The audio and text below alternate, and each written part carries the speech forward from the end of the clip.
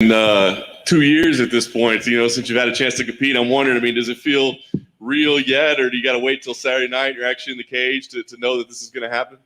Well, this part feels real, I guess. This is normal. So, yeah, sure. It's just good to be back, man. Yeah. What's the journey been like for you, man? There's been all kinds of COVID and fight cancellations and just trouble getting opponents. What's it been like during this time away for you? It's been frustrating, to be honest. But it's been, obviously, no more than everybody had to deal with for the last year. But fortunately, the gym's been fine. Everything's been fine. Family's good. Everyone else is good. So no complaints there. The COVID canceled the first event, the one against Ricardo Lamas. That was a shame, obviously, for everybody. Rescheduled in August, everything good to go, training. Bogus medical test cancels that, get yanked from the card like 10 days ahead of time, and then of course, like a week later they go, oh yeah, oops, sorry about that. And of course that doesn't fix anything. And then wait, train, finally get a great opponent in Dan Ige, the ranked fight that I was looking for, waiting for a very long time. And then for the first time in a decade, I get hurt. And you go, you got to be kidding me. And but honestly, that was a little bit of a blessing in disguise, I think, because I had a lot of nagging injuries and I had a lot of little things physically that were tough.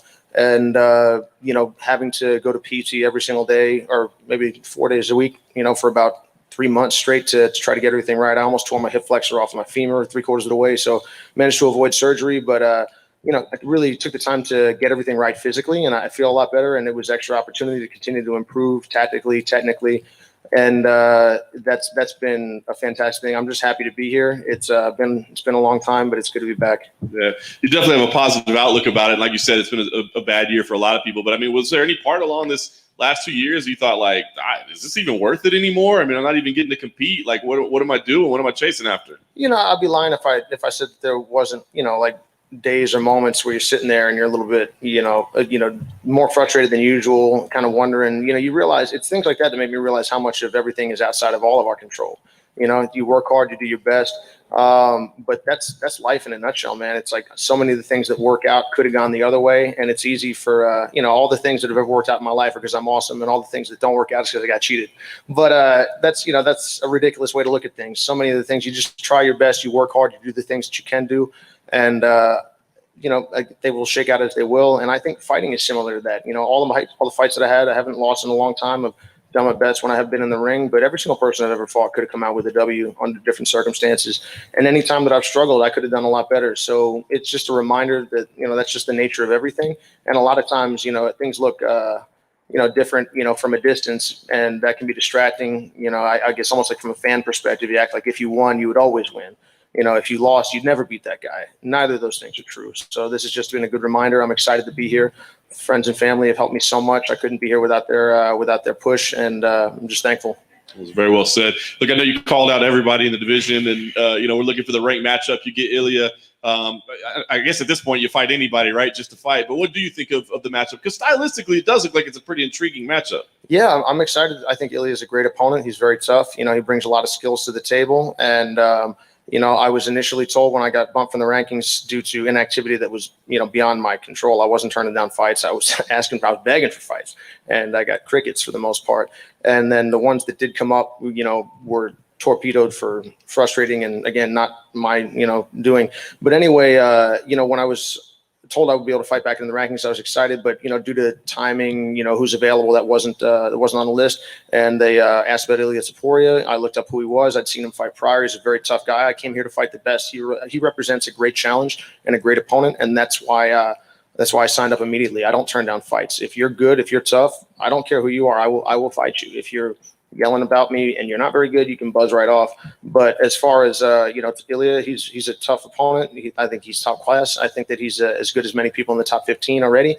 And I look forward to competing against a big challenge on Saturday. And if we come out of there with a good outcome, I want to get right back in. And as far as I'm concerned, I am in the top 10 right now, because you look at how many people have been bumped out where I was ahead. We've got people that beat guys that are outside of the top 10 that are now 9, 10, 11, 12. That's fantastic. I'm glad for them. But I'm effectively at that same spot, had it not been for, circumstance. So I would look forward to getting back in and, and sorting out some of that unfinished business. But regardless, I look forward to competing again and again and again in quick succession, as long as I make it out of these things relatively unscathed. Nice. And I was going to say, last thing for me, I mean, it sounds like you do kind of want to fight frequently, maybe make up for a little bit of lost time. But I mean, do you feel like you're going to have to go on the rampage again, calling people out, or are you hoping that people step up to the plate this time? I think at a certain point, if you put together enough sustained success, people should not be allowed to say no to you. And also, the whole like, oh, too high risk, high reward. I'm like, get out of my face with that nonsense. And the other thing is, I'm putting my money where my mouth is, because I know how good Ilia Topuria is. I know how tough he is. But the fact of the matter is, he's only 2-0 in the UFC, and just got in recently. And, I'm willing. I can't ask other people to do things that I'm not willing to do. And as far as I'm concerned, I'm here to face the best challenges possible. I think that I represent a lot of that to a lot of people, but Ilia represents that to me, and that's why I immediately signed up. And if I put my money where my mouth is and I come out of that with with the right direction, I think that kind of demonstrates that other people in my mind ought to be doing the same thing. But regardless, I'm going to fight with everything that I can. I will play with all my skills on Saturday. I'll give it everything I got, and we're going to move forward in the positive direction, win, lose, or draw. Ryan, right behind him. Hey, Luke. Hey, man. Excuse me. Actually, can you come back to me real quick? Sorry. For sure, dude. Hey, Ilia's done some interviews leading up to this fight, saying he trains with 30 black belts all the time. Like he has 7 or 8 submission wins at his 10 pro career. So for those, and he's obviously boasting about his grappling skills too. For those that aren't familiar with the different aspects of jiu-jitsu, how would you compare his grappling skills to yours inside the octagon? A fight's a fight, and I'm glad that Ilia is confident. If he weren't, he wouldn't belong here. But I'm absolutely one of the best grapplers and the best grappler in MMA. And I'm just here to compete. I haven't had the opportunity to demonstrate that very often because of lacking opponents. But I'll look forward to putting that into practice on Saturday. And if he wants to test his grappling, I think I'm the right guy for it. I'm sure he's good. I've seen what he's done, but the reality is I've been at a very high level for a very long time. I've been working hard. I've been improving since I've been at that level, and I just look forward to the challenge that he brings. You said you would be fine of him testing his grappling against you. But what if this fight stays standing? How have you watched any of his striking at all, and are you impressed with his striking? Of course, yeah. No, Ilia's very tough. I'd say a lot of times MMA is interesting because I think a lot of people have to convince themselves that the other guy isn't very good, in order to get in there. And I don't think that. I think every single person that I've fought, from Artem, was particularly tough for me at the time relative to my, my skills. And a lot of times you're not your record. You are what you bring into the ring. You are your skills. I mean, you watch, Artem Lobov have a 5-round main event with Cub Swanson. It was close to the top of the division at the time. And it was, obviously Cub's fight, but it was not uncompetitive. So I guess I would say is, I've fought nothing but tough guys. Ilia is another in that long chain of that. I've competed against the very best in jiu-jitsu for a long time. I continue to train with these people. I continue to train with some of the best MMA fighters in the world. One of my closest friends and training partners and coaches, Tan Lee, is a 1FC champion at featherweight, and again has knocked out more people than I can count. I can't count very high, but it's still a high number. The idea is just, I haven't been outstruck in any of my fights, and that doesn't mean that that's impossible. But there's this continuing narrative that I'm not a good striker. I'm not Stephen Thompson. I don't need to tell anybody that. But I'm a lot better than people give me credit for. And I think maybe it makes them feel better to go to sleep at night if they tell themselves or others that I don't bring much to the table there. I'm not a jiu-jitsu guy. I'm a mixed martial artist, and I have been for a long time, and I do my best to grow and improve. And, whether this fight is on the feet, on the ground, or some combination of the above, I look forward to employing every bit of skill that I have. And finally, I just want to get your thoughts, not related to this fight, but the last 2 pay-per-views, like we saw Jacare's arm get snapped in half, and then we saw Jamal Hill's arm at the time it looked like it was broken, but it was dislocated. So that's not a big deal, huh? Yeah, right. Just hanging off his body. So what do you make of this rise of fighters that are getting these serious injuries, like recently? Because it happened the last 2 pay-per-views.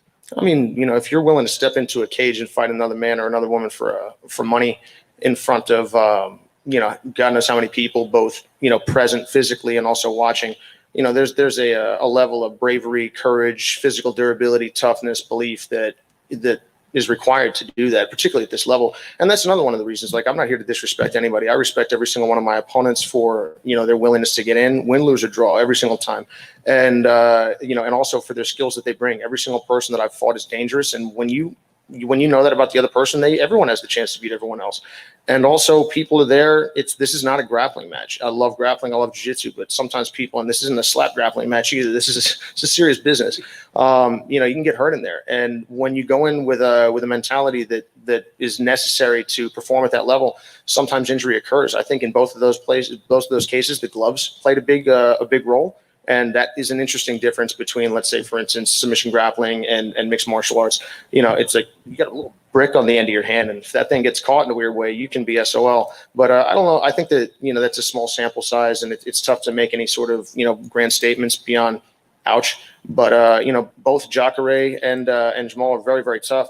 And, that's just the risk that's the cost of doing business, I think. And I'm just glad to see that both people are on the mend.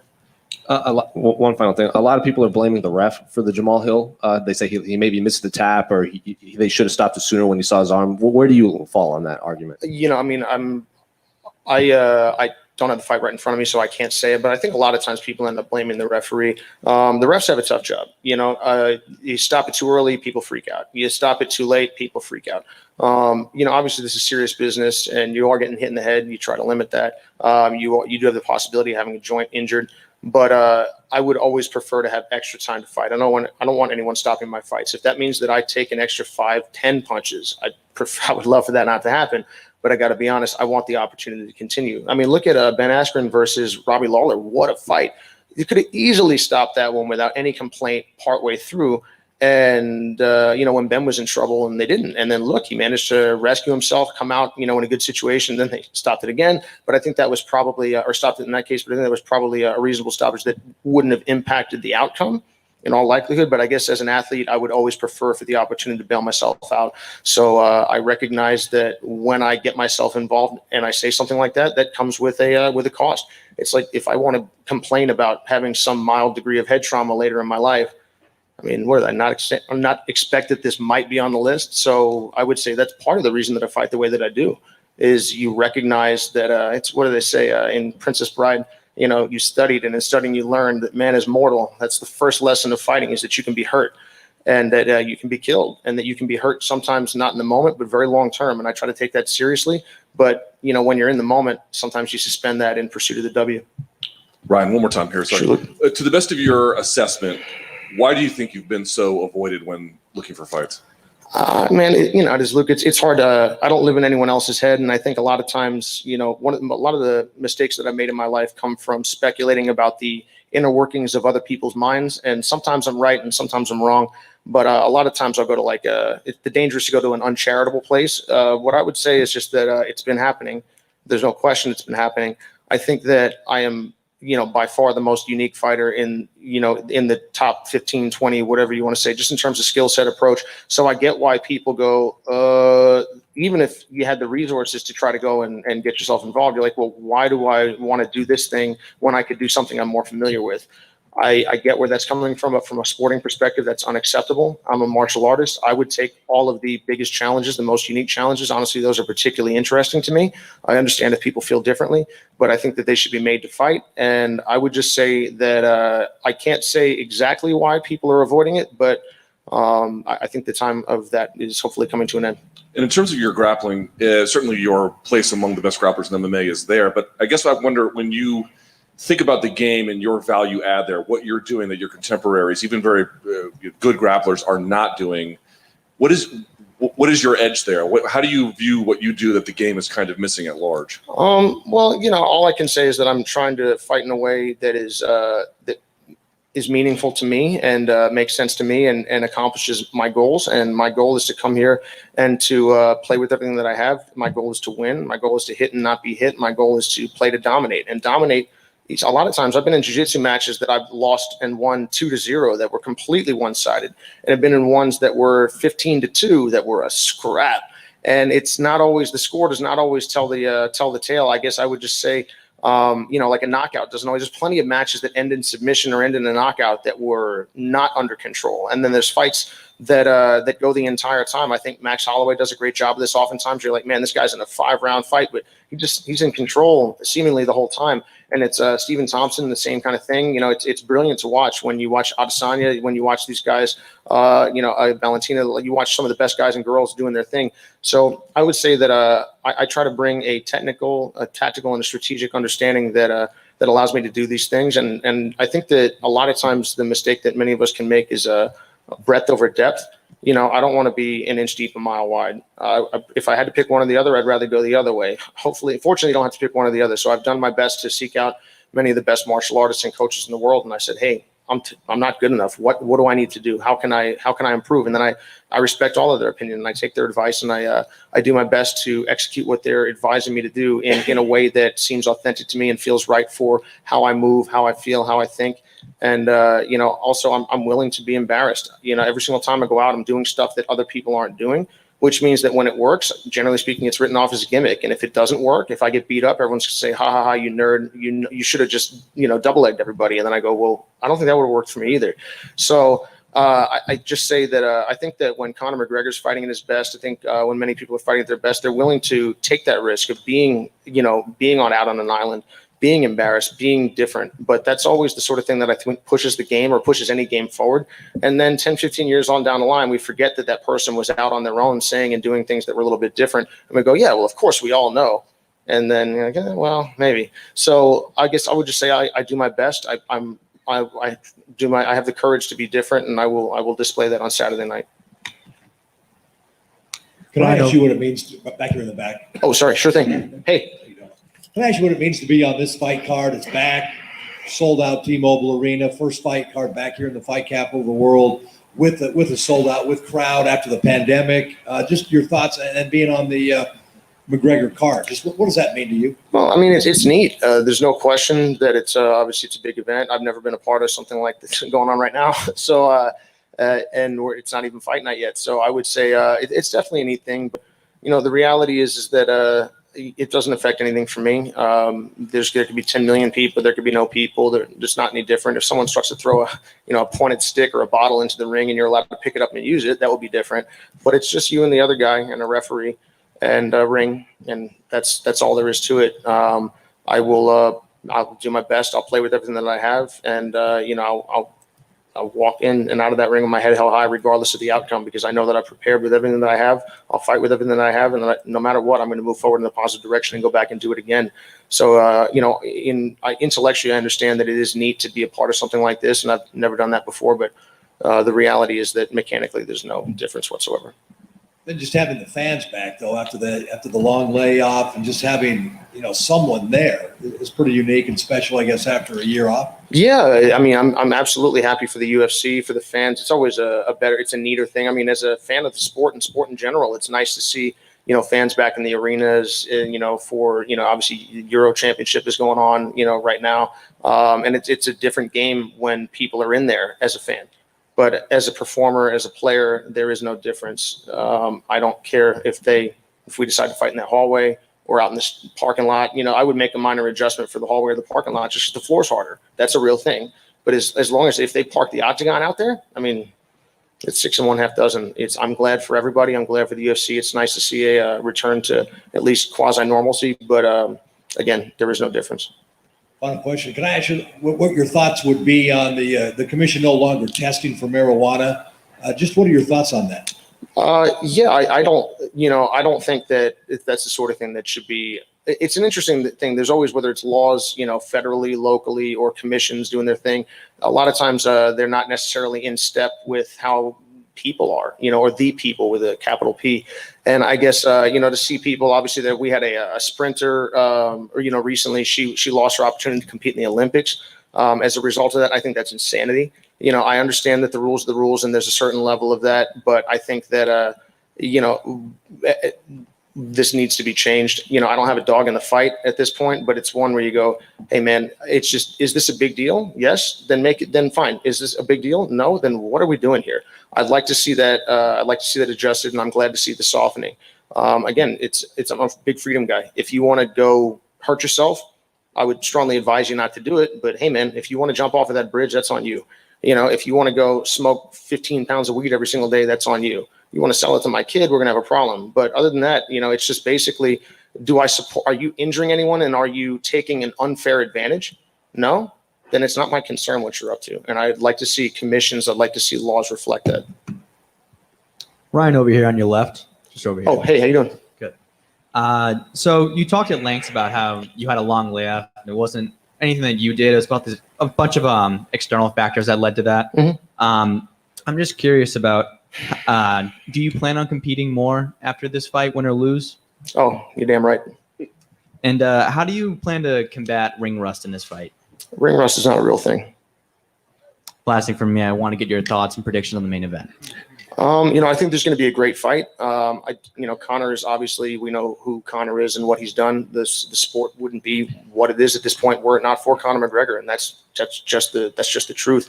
Dustin Poirier is a fantastic champion in his own right and has come so far. It's neat to see sometimes when people, they meet early on in their career, and because they were both trending upwards at that time and continue to, but it's a lot of things have happened in that way.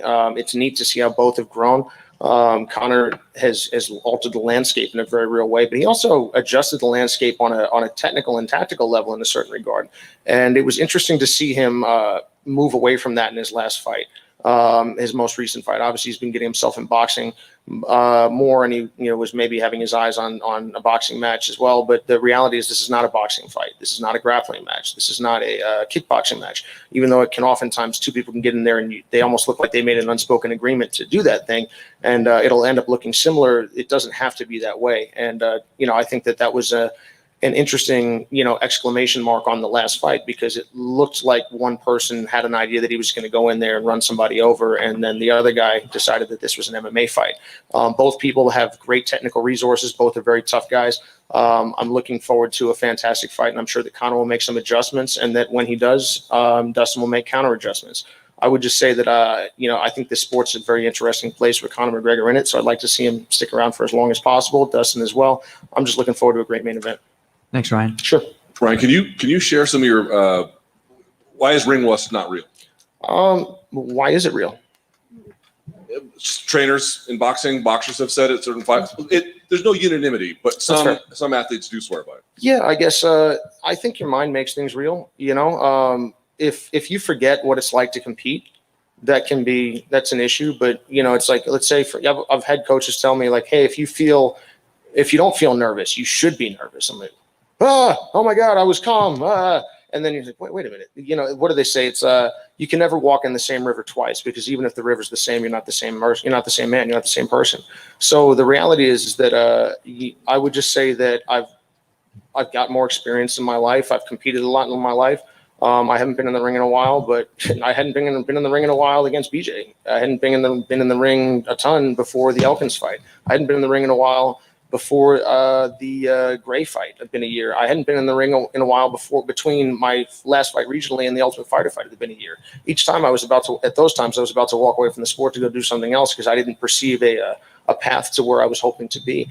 But all I can say is that I will I'll be calm, be composed, and play with everything that I have. I think a lot of times fighters, we're all people, and I'm no different than anybody else. We can all be superstitious, but people want to come up with reasons for why things happen and have like let's just bottle it up in like power or ring rust or something. Like people tell me, man, why don't you go out and just finish everybody like against BJ? And I'm like, oh, am I allowed to do that?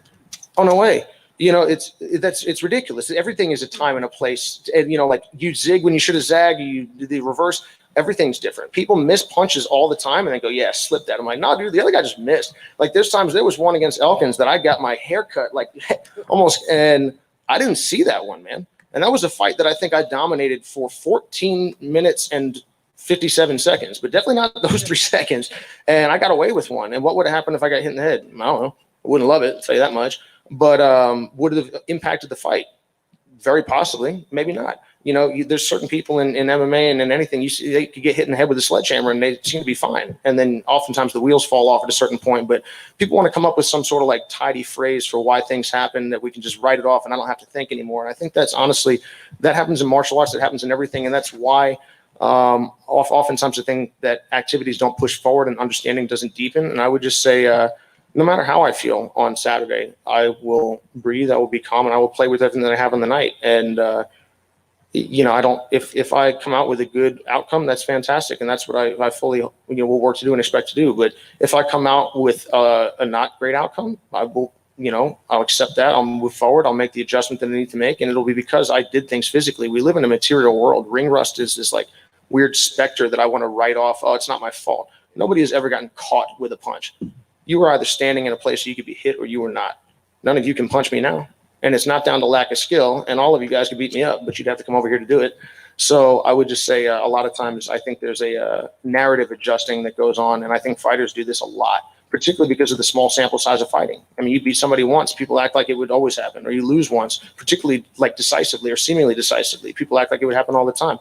I mean, just look at basketball. I mean, 7 games. Can you imagine they played 100 games? Who's to say we'll win? But March Madness is wild because of what?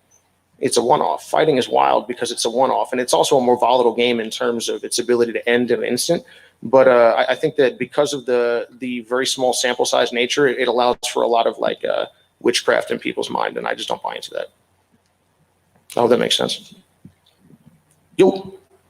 One more. I think you went to South Carolina to train with Steve Thompson. Mm-hmm. Can you tell me what was the thought process with that? Was it mutual? What did you get? What did he get?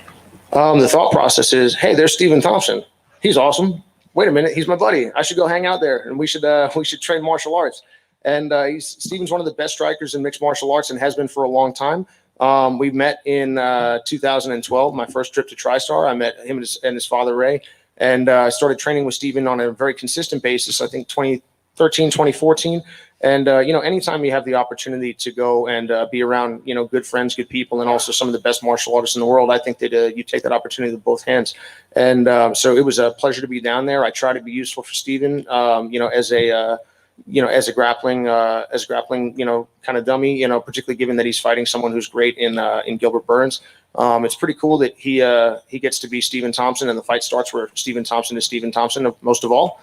I would love to have fights start on the ground. Can you imagine if Damian Maia got to start on top of people? That'd be pretty cool. But for Damian. But anyway, it's that is what it is. And Stephen is just unbelievable. And I don't know if anything that we went over is going to come up in the fight, but I know that the things that Stephen helps me with always do, because again, that's where the fight starts for me. I don't have an option of avoiding that portion of the engagement.